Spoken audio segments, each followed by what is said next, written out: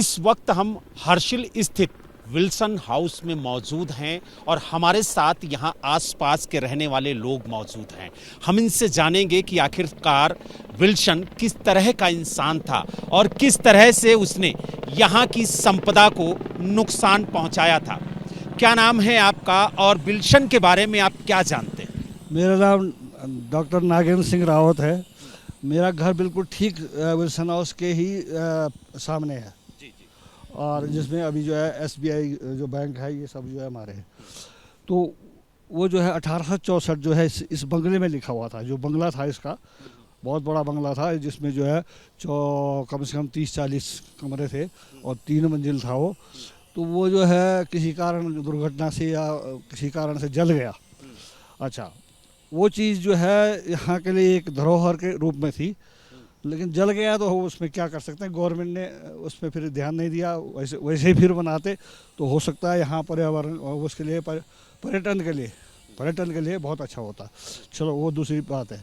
अब इस तरफ आप बोल रहे हैं कि वो किस तरह का इंसान था। कुछ लोग कहते हैं कि वो ब्रिटिश आर्मी का रिटायर अफसर था।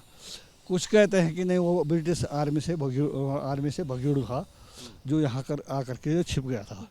तो छिपने का मतलब नहीं होता, क्योंकि उसने तो इतनी प्रॉपर्टियाँ यहाँ जो है बनाई कि जो उसने देखा कि पहले उसने अध्ययन किया होगा कि कौन कौन सी चीज़ जो है मेरे यूज़ के लिए है, जिससे मैं पैसा कमा सकता हूँ और जिस पे लोग जो है हलान वो नहीं करेंगे, क्या ऐतराज़ नहीं करेंगे। नहीं, तो लकड़ियाँ यहाँ इतनी उस टाइम इतनी हुआ करती थी।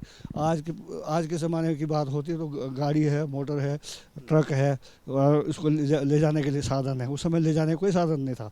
तो उसने जो है जंगल की लकड़ियाँ जो है पड़ी रहती थी, तो उनसे लोगों से कहता था कि इनको इकट्ठा करो और मैं तुमको जो है पैसा दूंगा।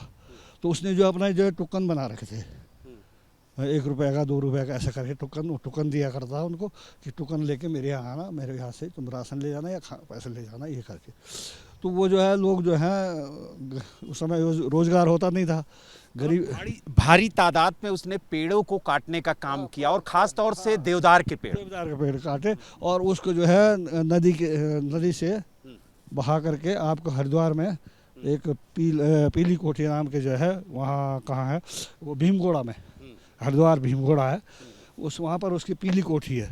वहाँ पर उसको निकाल के इकट्ठा करता था और वहाँ से बेचता था।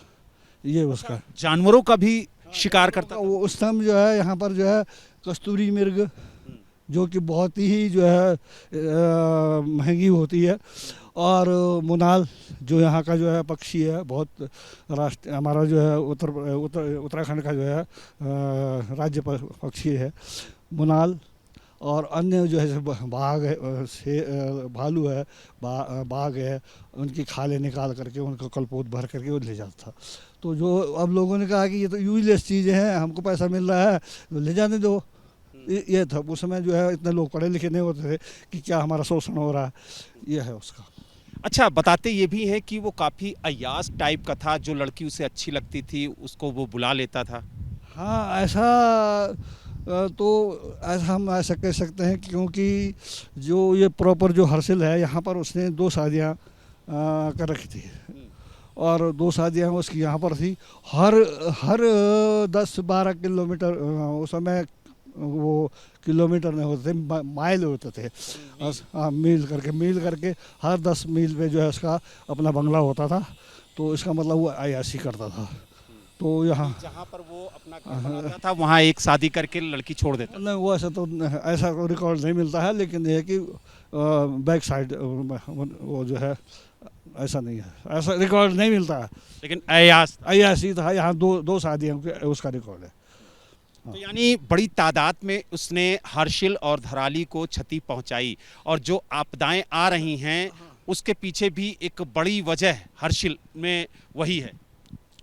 देखो, हर्षिल, धराली, झाला, मुखबा 8 गांव हैं। 8 गांव के अंदर उसने रोजगार दिया था।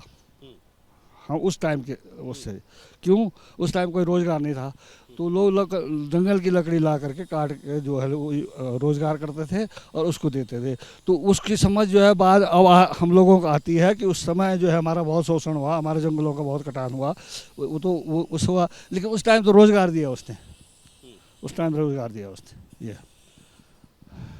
तो आप देख सकते हैं कि किस तरीके से विल्सन के बारे में लोग यहाँ बता रहे हैं और उनका कहना है कि उस समय लोगों को जानकारी नहीं थी कि विल्सन किस तरीके से उनके इलाके को बर्बाद कर रहा है और ख़ास तौर से विल्सन की नज़र में देवदार के पेड़ थे और यहाँ पर जो जंगली जानवर थे जो बेशकीमती थे उन पर उसकी नज़र थी और यही वजह है कि स्थानीय लोगों से वो उनकी तस्करी करवाता था और उसके बदले में मात्र कुछ पैसे देता था और बहुत से ऐसे मजदूर थे जिन्हें मजदूरी भी नहीं मिलती थी।